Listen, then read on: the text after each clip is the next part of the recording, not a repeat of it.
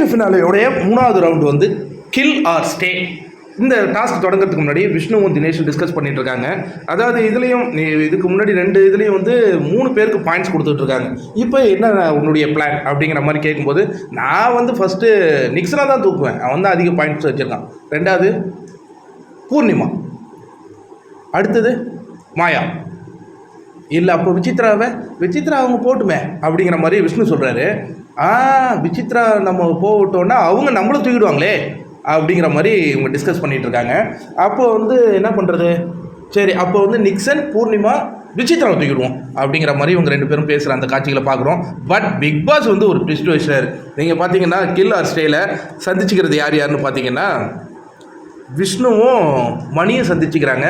அதில் வந்து விஷ்ணு வெளியேற மாதிரி தான் அந்த ப்ரோமோ பிரகாரம் நமக்கு தெரியுது. என்ன நடக்க போகுதுங்கிறத பொறுத்து வந்து பார்ப்போம். ஆக மொத்தம் ஃபர்ஸ்ட் ரவுண்ட்லேயே விஷ்ணுவோ மணியோ 2 பேரில் ஒருத்தவங்க போகிறாங்க. அதுக்கடுத்தது ரவீனா அண்டு பூர்ணிமா, அதில் வந்து பூர்ணிமா வெளியேறுவது போல் நமக்கு தெரியுது. அப்போ மணி ரவீனா மேலே வராங்க. இன்னொரு இடத்துல இப்போ தினேஷ் அண்டு விசித்ராவில் வந்து மேபி இந்த செகண்ட் ப்ரோமோ பார்க்கும்போது விசித்ரா அவங்க வெளியேறிடுவாங்க போல இருக்கு. ஏன்னா அவங்க டிக்கெட் ஃபினாலே எனக்கு வேண்டாங்கிறாங்க டிக்கெட்டு. அதுக்கடுத்தது மாயா அண்டு நிக்சன், அவங்கலேருந்து யாராவது ஒருத்தவங்க கண்டிப்பாக மேலே வரத்துக்கு வாய்ப்பு அமைஞ்சிருக்கிற மாதிரி இப்போ தெரியுது. அதுக்கப்புறம் அடுத்த டிஸ்கஷன் தான் பயங்கரமான ஒரு விஷயமா போகுது. இவங்க ஒன்று நினைக்க, பிக் பாஸ் ஒன்று நினச்சார். இதையும் குலுக்கல் முறையில் எடுத்தாங்களா இல்லை பிக் பாஸே கொடுத்தாராங்கிறது நம்ம ப்ரோக்ராம் பார்க்கும்போது தான் தெரியும்.